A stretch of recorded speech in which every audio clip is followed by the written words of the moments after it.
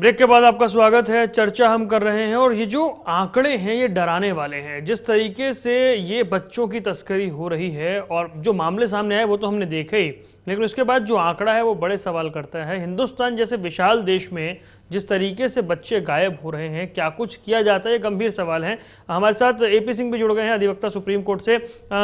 लेकिन पंकज, मैं आपका वापस आना चाहूंगा जिस मुद्दे पर हम चर्चा कर रहे थे। ये जो तस्करी होती है इसके बहुत सारे पहलू नजर आते हैं। ऐसा लगता है कि अपने अपने तरह तरह के रैकेट हैं और हर तरह का इस्तेमाल हो रहा है। भीख मंगवाने से लेकर जो सुनने में विभत्स लगता है, जो ऑर्गन है उन तक को बेचा जाता है।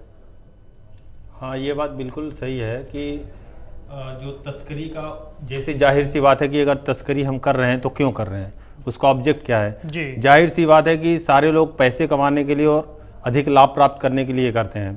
तो मेन चीज़ ये था, और कहीं ना कहीं जो तस्करी हो रहा है, जहाँ पे पोवर्टी लेवल है, जहाँ पे बहुत गरीबी है, वहाँ के अगर बच्चे हैं तो उनके पेरेंट्स खुद तस्करों को, वो इस तस्करों को ये बोलते हैं कि हाँ आप मेरे बच्चे को ले जाओ, काम कराना, ये बच्चा पैसा कमा के हमें देगा, तो उनसे उनका घर चलेगा। तो कहीं ना कहीं ये गरीबी बहुत मैटर रखती है। नहीं, वो एक विषय है जो उसके आप बता रहे हैं, लेकिन जो बच्चे लापता हो जाते हैं, क्योंकि हमने देखा कि ऐसे बच्चों को टारगेट किया जाता है जिनका परिवार बहुत गरीब है। फिर वो धक्के खाता है थानों के या दूसरी जगह के जहां कंप्लेंट नहीं लिखी जाती, और कंप्लेंट अगर गलती से लिख भी ली गई तो फिर उस पर क्या कार्रवाई हो रही है, वो मामला पड़ा है तो पड़ा है। ऐसे मामले, क्योंकि हाई प्रोफाइल मामले में होता क्या है कि फिर पुलिस से लेकर पूरा प्रशासन लग जाता है, लेकिन ये जो गरीबों के बच्चे गायब होते हैं इनको लेकर कोई भी सतर्कता नजर नहीं आती है। देखिए, इस संबंध में अभी 4 दिन पूर्व मेरी मीटिंग हुई थी एनसीपीसीआर में, national commission for protection of the child rights.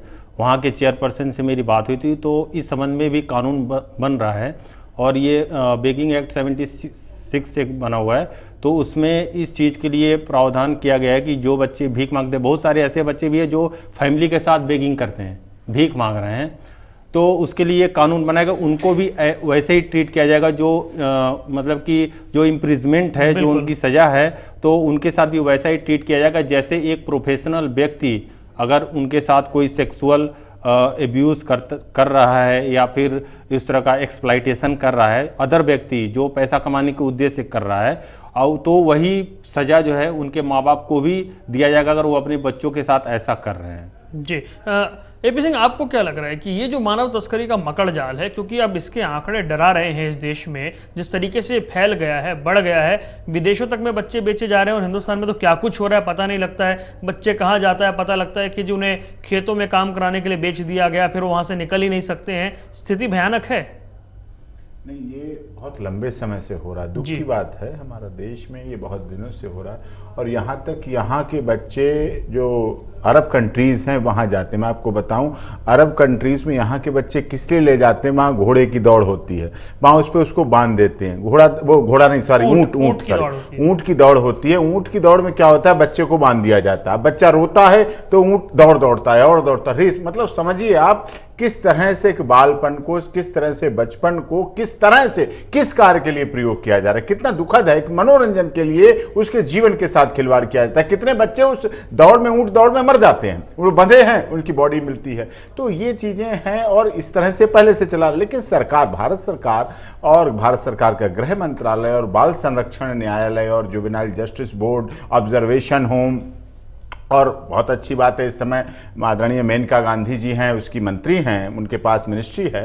तो इसमें बच्चों के जो कंसेंट की बात है, बच्चों के बारे में कानून हमारा थोड़ा सा लचर है, क्योंकि एफआईआर रजिस्टर्ड होती है, पहली बात बड़ी मुश्किल, दोनों तरफ लचर है। एक तरफ तो जब बच्चा गुम होता है तो सबसे पहले उससे यही कह दिया जाता है, ढूंढ लो, देख लो, यहीं कहीं होगा, वहीं कहीं होगा। मतलब ये नहीं माना जाता है बच्चा गुम हुआ है तो बहुत बड़ी बात है, इसका मतलब कहीं ना कहीं कोई साजिश है, कहीं ना कहीं कोई गिरोह है, और उसको उस तरह से की जाए जैसे कि एक किडनैपिंग, फिरौती के केस में तो तेज हो जाते हैं कि अगर उसमें रैंसम के लिए आता है, गरीब से कोई रैंसम नहीं मांगेगा। और मानव शरीर से बड़ी क्या रैंसम है, बच्चे के शरीर से बड़ी क्या, किडनी, गुर्दा, लीवर, आंखें बच्चों के, उससे बड़ी क्या रैंसम हो सकती है? उससे बड़ी कोई कीमत है शरीर की? मानव शरीर से इस दुनिया में कुछ भी कीमती नहीं है। और उसके साथ ले जाके उसका बेचते हैं, उसको बेचते हैं, उसके अंगों को बेचते हैं, ट्रांसप्लांट करने के लिए बेचते हैं, उनसे भीख मंगवाने के लिए बेचते हैं। गैंग काम कर रहे हैं, एक एक गैंग के अंदर 20-20, 25-25 बच्चे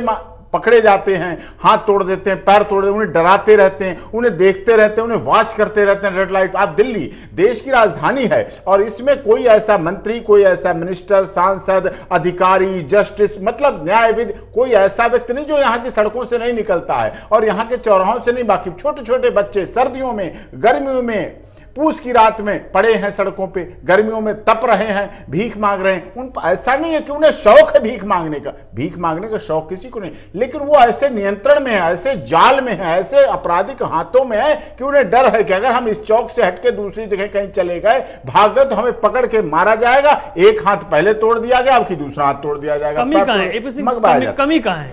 कमी है हमारे देश के कानून व्यवस्था में, अदालती व्यवस्था में। पकड़े जाते हैं, पकड़ गए, गैंग बन गए, पुलिस सोचती है अब ठीक है ये बच्चों को तो कर रहा था, कैसे क्या कर रहा था। वहीं पे हमारी पुलिस की व्यवस्था इस बारे में सख्त नहीं है, उतनी सख्ती नहीं बरती जा रही है। वो सख्ती अगर बरती जाए, अदालतों में भी सख्ती बरती जाए। आप देखिए, रेप के लिए बना दी गई फास्ट ट्रैक कोर्ट, क्या ये उससे बड़ा अपराध नहीं है? आप भी समझते हैं, क्या उससे बड़ा अपराध नहीं है? ये बच्चों का जीवन ही खत्म कर दिया जाता है, तो उनके लिए फास्ट ट्रैक कोर्ट नहीं है। इस तरह के केस ऑर्डिनरी कोर्ट में चलते हैं, ट्रायल होते हैं सेशन कोर्ट में। एक ये भी ऐसे केस भी फास्ट ट्रैक कोर्ट में चलने चाहिए, उनका निर्णय जल्दी होना चाहिए, सख्त से सख्त सजा होनी चाहिए। उसमें जो यहां से नीचे अपील जाती है हाई कोर्ट में, यहां से मानी सेशन कोर्ट से सजा हो गई, अपील वहां पहुंची, देखा 3 साल अंदर रह लिया, 4 साल ने, चलो जी से बेल दे दो। फिर उसका वो प्रोफेशन में एक्टिव हो जाता है कि ठीक है हमारा तो धंधा है, चल रहा है इस तरह से। कुल मिलाकर बात यह है कि यहाँ पर जो स्थिति है उसमें बहुत सारे बदलाव की जरूरत है। और मुझे एक ब्रेक लेना है, ब्रेक के बाद में पंकज आपसे जानूंगा, क्योंकि आप इन बच्चों के लिए काम कर रहे हैं, कि जो अभी कानून बने हैं, जो पीछे अमेंडमेंट हुए हैं, क्या कुछ शुरुआती उसका असर होता हुआ नजर आ रहा है? छोटा सा ब्रेक, फौरन हाजिर होंगे।